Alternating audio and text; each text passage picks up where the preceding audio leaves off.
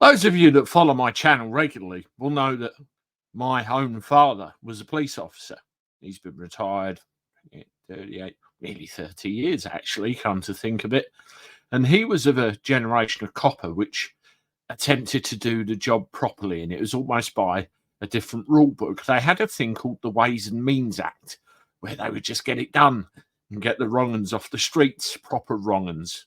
And there was a rule book which applied equally to everybody, or at least it did in theory.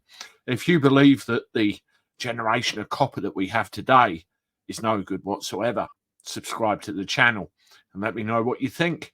Now, there's a lot said about the Metropolitan Police, and to be honest with you, it's countrywide. There's issues and there's discrepancies all over the place. Having had some recent experience with dealing with the police myself, I'm none too pleased.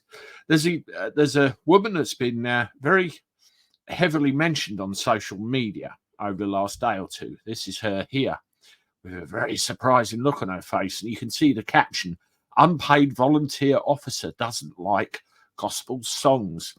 Now, the reason she doesn't like gospel songs, she happened to be walking down the street and there was somebody there singing what could be classed as a Christian themed song. And this police officer, if you, by the way, zoom into their epaulette, you can see SC, Special Constable. One would assume, correct me if I'm wrong. So they're not even a full-time copper. They decided to say to this woman, "Sorry, you can't sing that here." And when the individual concerned kicked off and said, "Well, actually, I'm not doing anything wrong. I can sing in this public place, and as far as I'm aware, there's no law against it," she was met with a tongue stuck out and a stroppy copper storming off. Not the greatest of image to portray with our police service, wouldn't you think?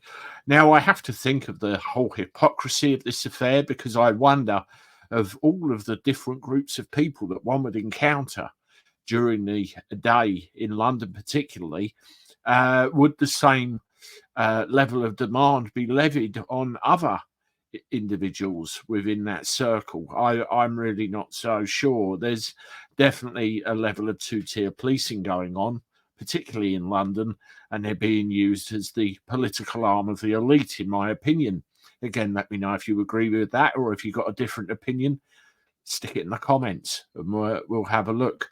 I think, loads and loads of people, ex-services, people with discipline, good track records, although some ex-service personnel, that leaves a lot to be desired, I tell you.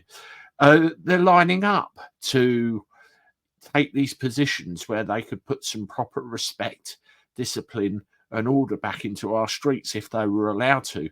But between budget cuts, political interference and the wrong kind of people in the wrong places, it's a complete and utter mess.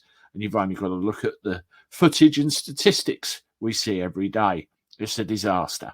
Let me know what you think in the comments. If you want to see another one of my videos on this, do that one there. I look forward to talking to you again soon. Toodaloo.